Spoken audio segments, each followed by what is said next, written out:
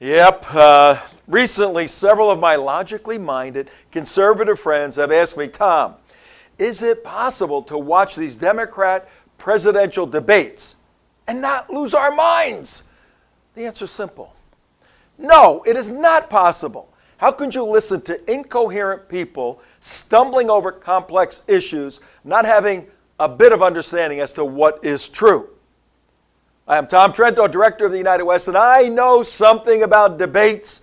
As we approach this Democrat presidential debate season, I want you to listen to me very, very carefully. For the past 35 years, I have made a career specializing in formal and informal debates, college campuses, TV, everywhere, all over the world, different parts of the world. I'm very good at it because I argue the truth and I know what I'm talking about. In fact, in 1984, one of my early debates against then Governor Dick Lam of Colorado, here I am, Trento on the left with the dark curly hair, debating on the issue of public funding of abortion. And back in those days, it was hot and intense, and there I am as a young actor. That nice hair on that guy, look at that. Kicked the governor's ass and haven't lost a debate yet since then. But look, if you're intent on watching these Democrat presidential debates, and I can't convince you otherwise. In fact, let me try one last time. Before you watch this stuff and want to throw rocks and bricks at your TV, maybe you want to binge watch reruns of one of my favorite characters of all time, SpongeBob SquarePants. Duh, I'm stupid. I like karate. Duh. I love that guy. He makes more sense in 10 seconds than these Democrat Marxists are going to make the whole evening. Oh my God, did I call these people Marxists? You bet I did. This brings me to the second point, critically important. All 20, 30, 40, 50, however many they drag off the trash heap, as the president says, to participate in this exercise, these people are doctrinaire Marxists. You have to get that point. Critically important when you understand the context. What I mean by that is, if Karl Marx was the head of, a women's soccer team, and he was leading that women's soccer team, all of these individuals would be on that team. They may have different positions. Some would be superstars, some would be second or third string, but they're all on Karl Marx's team. The difference is in degree, not in kind. Critically important. And I don't care how many goofy coexist bumper stickers you see on automobiles, on every Prius in the United States. There are two groups that cannot coexist in the United States. One is this whole class of doctrinaire Marxists, and the other group can be found in our history books. Going back, looking at these gentlemen, the founding fathers. I want you to keep these individuals in mind, realizing that they are the ones that are under attack by these guys, the debaters, who now follow the teaching of these guys. That's where we are, ladies and gentlemen. The battle for the soul of America is between the degree to which the government controls your life. Will it be the founders' view, limited government, private property, a basis in natural law and the providence of God? Or will it be this nouveau approach to political philosophy, where we have Democrat socialists, just another degree in the Marxist world, who want no private property ownership, maximize central government control, and they've abandoned God a long time ago. Therefore, their basis for law, for ethics, is whatever wind is blowing in Washington, D.C. at the time. That's the divide between the two countries. Now, if these old white guys, our founding fathers, were alive today, and they were invited by a conservative group to speak at any Ivy League, take Harvard, you know what would happen? There would be protest ahead of time.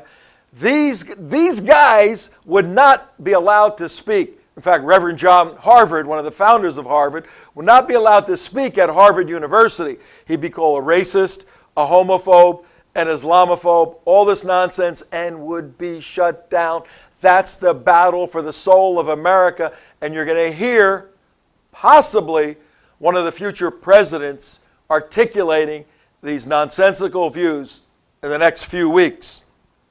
So here's what I'd like you to do.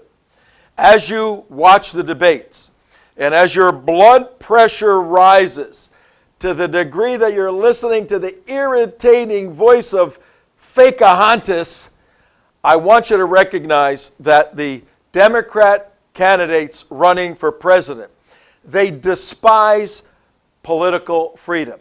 They endorse political bondage. They want a Marxist view. They call it democratic socialism. They call it a whole variety of euphemisms. But it's centralized control, lack of freedom, political bondage with them, the elites at the top.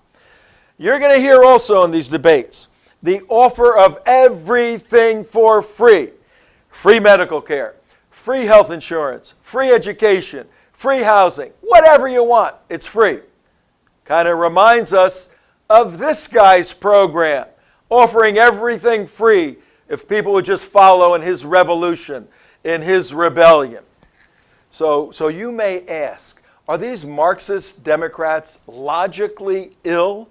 Can't they see their political philosophies they propagate have failed over 50 years in a country not more than 90 miles off the coast of Florida? Well, yeah. They are logically ill. There's a disconnect in their head. In fact, they have the smoke of failed Marxism billowing around them as they stand on the ash heap of the destruction of human beings at the hands of one of the most deadly, destructive political philosophies ever.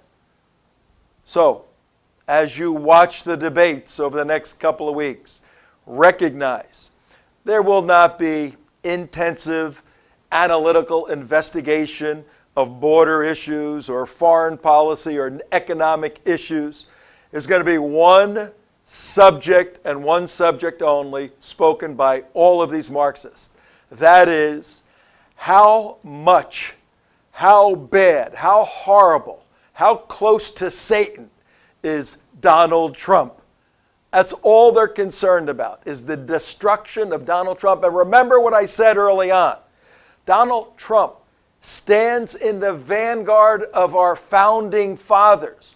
All Donald Trump is doing is articulating limited government, private property, a basis on natural law in the Judeo-Christian world of life, and this is an offense to Marxists.